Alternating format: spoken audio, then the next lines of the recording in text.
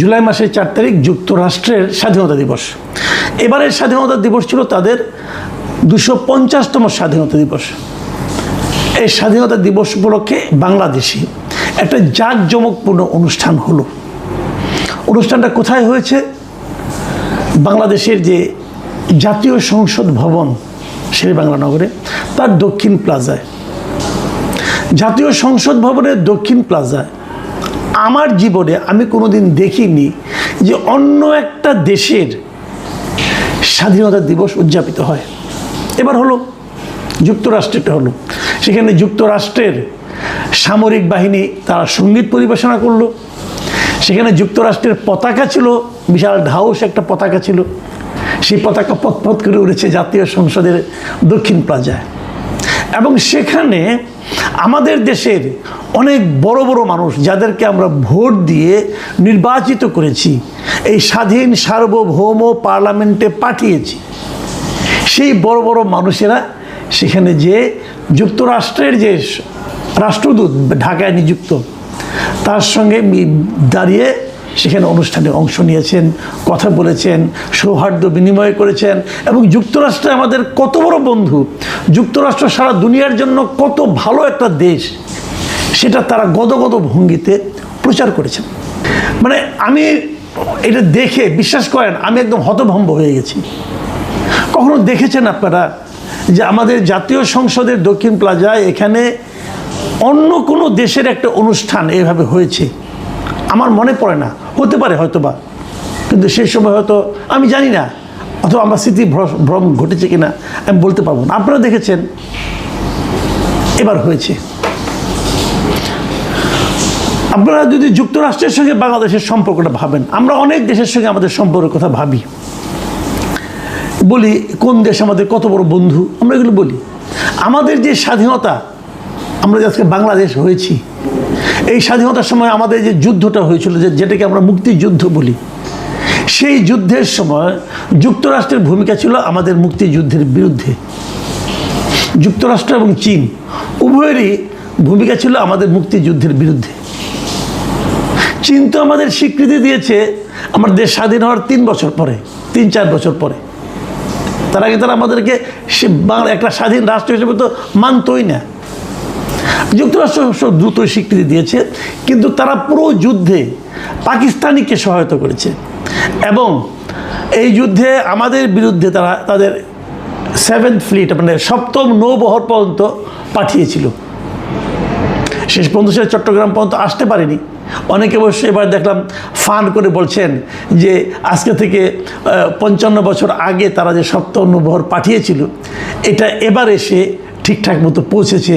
যে এবার যে পৌঁছেছে তার বড় প্রমাণ হলো যে এই সংসদ ভবনের সামনে তাদের এই অনুষ্ঠান। মানে আমি মাঝে মাঝে ভেবে অবাক হয়ে যাই যে আমাদের যাদেরকে আমরা এবার রাষ্ট্রের পরিচালনার জন্য যাদেরকে দায়িত্ব দিয়েছি, যারা আমাদের সরকার, তাদের এই কেমন নতজানু মনোভাব। আমি দেখলাম অনুষ্ঠানে কয়েকটা ভিডিও দেখলাম, এখানে আমি ডক্টর খলিলুর রহমানকে দেখে, আমাদের পররাষ্ট্রমন্ত্রী খলিলুর রহমান, তাকে দেখে আমি অবাক হইনি। মানে আমি তো এখনও মনে করি উনি আসলে যুক্তরাষ্ট্রের নাগরিক, এটা মনে করি। কারণ উনি দীর্ঘ 25-26 বছর টানা যুক্তরাষ্ট্রে ছিলেন। যদি উনি নিজে অস্বীকার করেন যে উনি যুক্তরাষ্ট্রের নাগরিক না, তারপরে আমার প্রশ্ন, তাহলে আপনি এত বছর ওখানে ছিলেন কীভাবে? অবৈধভাবে ছিলেন নাকি আপনার গ্রিন কার্ড আছে? তাহলে আপনার গ্রিন কার্ড আছে, কীভাবে ছিলেন? তো উনি তো ওনাকে আমি আমেরিকানই মনে করি। আমাদের সরকার প্রধান ওনাকে একজন আমেরিকান নাগরিককে আমাদের পররাষ্ট্রমন্ত্রী কেন বানিয়েছেন, এটা উনি ভালো বলতে পারবেন, আমি জানি না। কাজে ওনাকে দেখে আমি অবাক হইনি। আমি অবাক হয়েছি আমাদের স্বরাষ্ট্রমন্ত্রীকে সেই অনুষ্ঠানে দেখে, আমাদের স্বরাষ্ট্রমন্ত্রী সালাউদ্দিন আহমেদকে সেই অনুষ্ঠানে দেখলাম। আমাদের ভারপ্রাপ্ত স্পিকার, এখন এই মুহূর্তে যেহেতু আমার স্পিকার দেশে নাই, যিনি ভারপ্রাপ্ত স্পিকার কায়সার কামাল, ওনাকে দেখে আমি অবাক হয়েছি। আমি বিস্মিত হয়েছি জামায়াতের আমির ডক্টর শফিকুর রহমানকে দেখে। ডক্টর শফিকুর রহমান দেখলাম সেখানে একটা বক্তব্য দিলেন, এবং উনি বক্তব্য দিতে যে যুক্তরাষ্ট্রকে ধন্যবাদ জানালেন এই কারণে যে বললেন যে যুক্তরাষ্ট্রকে ধন্যবাদ জানাচ্ছি, কারণ ইংরেজি বলেছেন, আমি বাংলায় বলে দিচ্ছি আপনাদেরকে। যুক্তরাষ্ট্রকে ধন্যবাদ জানাচ্ছি কারণ যুক্তরাষ্ট্র মধ্যপ্রাচ্য যুদ্ধ থামানোর জন্য উদ্যোগ নিয়েছে। মানে হাসবো না কাঁদবো, আপনি বলেন মধ্যপ্রাচ্যের যে যুদ্ধটা, মানে ইরানের সঙ্গে যে যুদ্ধটা, এটা যদি থামানোর জন্য যুক্তরাষ্ট্র উদ্যোগ নিয়ে থাকে, তখন আপনি একবারও কি আপনার মনে প্রশ্নটা আসবে না, যুদ্ধটা লাগালো কে? এই যুদ্ধটা কে শুরু করেছিল? ইরানের একটা স্কুলের ছোট ছোট মেয়েদের উপর বোমা কে ফেলেছিল? ওটা দিয়ে তো যুদ্ধ শুরু, ফেব্রুয়ারি 28 তারিখে। কে করেছিল? তো যুক্তরাষ্ট্রের শুরু করা যুদ্ধ এখন যুক্তরাষ্ট্র মার খেয়ে, প্যাদানি খেয়ে, তার যান যায় অবস্থা, অগত্যা মুখ রক্ষার জন্য তারা যুদ্ধটা থামিয়েছে এবং বলেছে আমরা তোমাদের সঙ্গে আপোষ করতে চাই। সেইখানে শফিকুর রহমান সাহেব তাকে, এই যুক্তরাষ্ট্রের কে ধন্যবাদ জানাচ্ছে যে ওনারা যুদ্ধটা থামানোর উদ্যোগ নিয়েছে। ভাবুন, শফিকুর রহমান সাহেব তো বিরাট দেশপ্রেমিক লোক না, ইসলাম প্রেমিক, দেশপ্রেমিক। মুসলমানদের মেরে শেষ করে দিচ্ছে, ওটার জন্য তার কোনো মাথা ব্যথা নাই। উনি যুক্তরাষ্ট্রকে ধন্যবাদ জানাচ্ছেন। এই হলো আমাদের দেশের রাজনীতি। আসলে না, একটা কথা বলি আপনাদেরকে আমি, যে রাজনীতিটা এত খারাপ একটা জিনিস। রাজনীতির স্বার্থে মানুষ মানবিকতা ভুলে যায়, মানুষ ধর্ম ভুলে যায়, মানুষ জাতির সত্তার প্রতি যে আত্মসম্মান সেটা ভুলে যায়। রাজনীতির স্বার্থে তাদের কাছে পরাধীনতাও অনেক মিষ্টি লাগে। আমরা তার নমুনা দেখলাম। আচ্ছা, একটা কথা ভাবুন, আমরা তো আওয়ামী লীগ সরকারের খুব সমালোচনা করতাম, বলতাম আওয়ামী লীগ সরকার নাকি দেশটায় ভারতের কাছে বিক্রি করে দিয়েছে। আমরা বলতাম আওয়ামী লীগ সরকার ভারতের গোলামে পরিণত হয়েছে। আমরা বলতাম আওয়ামী লীগ সরকার মানে আমাদের দেশটাকে ভারতের একটা অঙ্গরাজ্যে পরিণত করেছে। বলতাম তো না? তো এই যে আমরা বলতাম, বলার পরেও কখনো কি ভারত তাদের স্বাধীনতা দিবস অথবা অন্য কোনো জাতীয় দিবস আমাদের এই জাতীয় সংসদ প্রাঙ্গণে করার সাহস পেয়েছে অথবা আমরা করতে দিয়েছি? যদি ধরেন তো একটা কথা, যদি হতো, যদি আমাদের এই দক্ষিণ প্লাজায় আওয়ামী লীগ আমলের কথা ধরেন, এখনকার আমলের কথা বলছি না, আওয়ামী লীগ আমলের কথা, যদি তারা এখানে একটা অনুষ্ঠান করতো তাদের জাতীয় দিবসের, তাদের স্বাধীনতা দিবসের, সারা দেশে কি হতো? এই জামাত ইসলাম, এই বিএনপি অথবা অন্য অন্য রাজনীতি, এই বামপন্থীরা তারা কী করতো? এই মন্ত্রিসভায় কিন্তু বামপন্থী একজন নেতা আছেন, জোনায়েদ সাকি, বিরাট বিপ্লবী। তাকেও দেখলাম যে ভেজা বিড়ালের মতো ওই যুক্তরাষ্ট্রের যে রাষ্ট্রদূত আছে তার পাশে দাঁড়াতে পারে নিজেকে খুব গর্বিত মনে করছেন, কাচুমাচু করে দাঁড়িয়ে আছেন, এটাও দেখলাম। তাহলে আপনি খালি একটা কথা ভাবুন, যদি ভারত এখানে একটা প্রোগ্রাম করতো তাহলে তার কি রিয়াকশন, কি রিপারকেশন এদেশে হতো, এদেশের পলিটিক্যাল পার্টিগুলিতে হতো। অথচ আজ যখন যুক্তরাষ্ট্র মানে একটা অনুষ্ঠান করলো, তখন আপনারা তার কোনো রকম একটা শব্দ প্রতিবাদ দেখেছেন কোথাও? কোনো একটা পলিটিক্যাল পার্টির মধ্যে দেখেছেন? আমি কেবল একটা দেখলাম, একটা বামপন্থী দল কি বাসদ, ওরা একটু প্রতিবাদ করেছে। আর কারো প্রতিবাদ হয়তো করেছে, কোনো করলে ওরকম বামপন্থীরাই করবে। আর কারো তো এরকম আত্মবিশ্বাস অথবা ওরকম মেরুদণ্ড আছে বলে আমার কাছে মনে হয় না। কিন্তু এরা করলোটা কি, মানে এটা কি ডিজাইন? আসলে সেই যে আপনারা মনে করতে পারবেন, এই যে ডক্টর ইউনূস বলেছিল একটা মেটিকুলাস ডিজাইন ওনারা করেছেন, রিসেট বাটন টিপে দিয়েছেন। এটাই কি সেই মেটিকুলাস ডিজাইন? এটাই কি সেই রিসেট বাটন টিপে দেওয়া? আমরা যখন, বিশেষ করে আমি যখন ইউনিভার্সিটিতে পড়তাম, মাঝে মাঝে আমরা যখন ছাত্র রাজনীতি করতাম, বিভিন্ন রাজনৈতিক দলের লিডারদের কাছে আমরা একটা কথা বলতাম প্রায়, সেটা হলো কি, যে দেয়ালের লিখন পড়ুন, দেখুন মানুষ কি বলছে। মানুষের বক্তব্যগুলো দেয়ালে দেয়ালে থাকতো।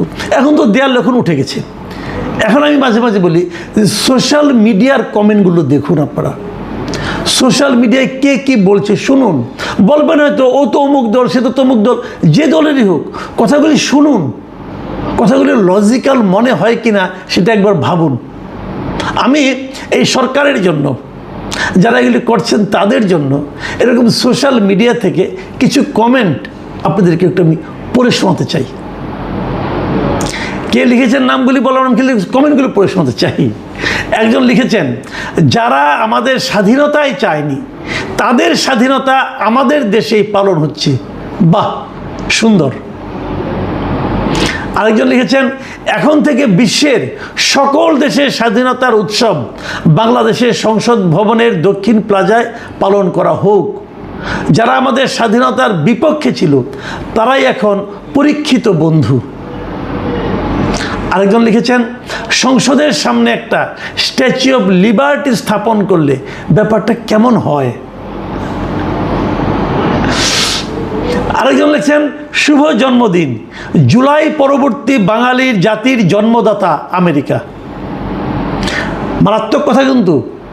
তাহলে এই জুলাইটা আসলে এই যে জুলাই পরবর্তী বাঙালি জাতি, তাদের জন্মদাতা হলো আমেরিকা। আরেকজন লিখেছেন, গোলামি না আজাদি, এখন আমেরিকার পাচাটি।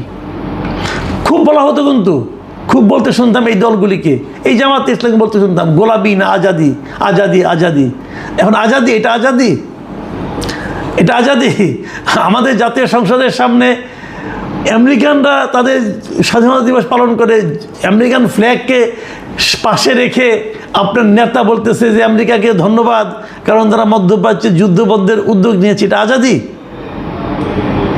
কাজে যিনি লিখেছেন যে গোলামি না আজাদি, এখন আমেরিকার পাঁচাটি, এর চেয়ে নির্মম বক্তব্য আপনাদের জন্য আর কিছু থাকতে পারে না। বাট সমস্যা হলো কি, আমি জানি এটা আপনাদের গায়ে লাগবে না। গায়ে লাগবে না এই কারণে যে আপনাদের সিদ্ধান্ত নিয়ে মাঠে নেমেছেন। আপনারা পা চাটার, গোলামি করার সিদ্ধান্ত নিয়ে যখন কেউ নামে, তখন তাকে কিন্তু গায়ে লাগানোর মতো কিছু বলা যায় না। আপনি যাই বলবেন সে হে হে করে হাসবে, তার তো গায়ে লাগবে না।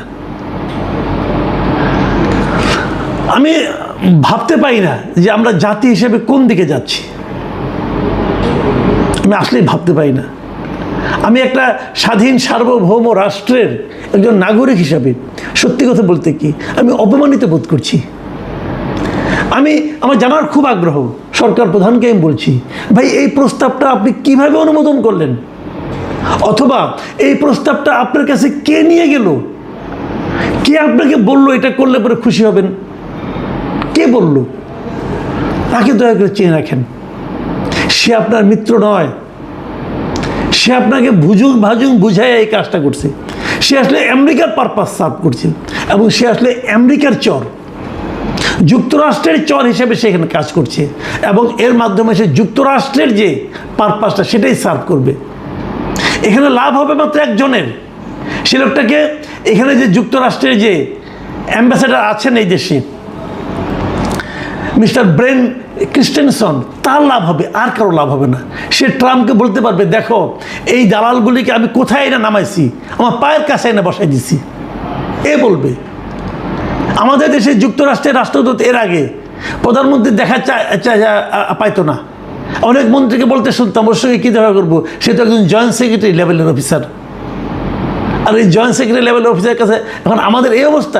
আমরা দেশ ছোট হতে পারি, কিন্তু আমাদেরকে আত্মসম্মান থাকবে না। আমি আরেকটা কথা বলি, রাজনীতির কথা বলি না, এখন একটু ভূ রাজনীতির কথা বলি। আমাদের প্রধানমন্ত্রী কদিন আগে চীন সফরে গেলেন। চীন সফরে চীনের সঙ্গে অনেকগুলো বিষয় নিয়ে আলাপ আলোচনা করেছেন।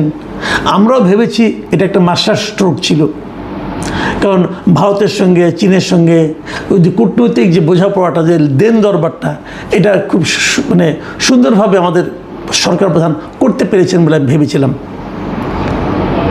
যে কাজটা এখানে দক্ষিণ প্লাজায় হলো, এরপর কি চীনের সঙ্গে আপনি সেই সম্পর্কটা বজায় রাখতে পারবেন? চীন কি এটাকে ভালোভাবে নেবে? একদম অপ্রয়োজনীয় একটা ঘটনা দিয়ে আপনারা কিন্তু আপনার এতদিনের যে কূটনৈতিক যে অর্জনটা সেটাকে নষ্ট করে দিয়েছেন। আমি সরকার প্রধানকে অনুরোধ করব, একটু ঠান্ডা মাথায় চিন্তা করেন এবং ভাবেন কে আপনাকে বুঝিয়েছিল যে এই কাজটা হলে খুব ভালো হবে। তাদের ব্যাপারে সতর্ক হন, নাহলে কিন্তু আরও বড় বিপদ আমাদের জন্য অপেক্ষা করছে। আত্মসম্মান তো গেছে, সারা দুনিয়ার লোক তো দেখবে। ভারত এরকম হবে? ভারতের জাতীয় সংসদের সামনে যুক্তরাষ্ট্র যে ধরনের অনুষ্ঠান করতে পারবে? পৃথিবীর কোনো দেশে পারবে না, কেবল বাংলাদেশেই সম্ভব। কারণ এদেশে প্রচুর লোক বাস করে, যারা এখানে বাস করে কিন্তু অন্য দেশের গুণগান গায়, যারা অন্য দেশের নাগরিক কিন্তু এদেশের দায়িত্ব নিয়ে বসে আছে, তারাই আমাদেরকে ডুবাবে।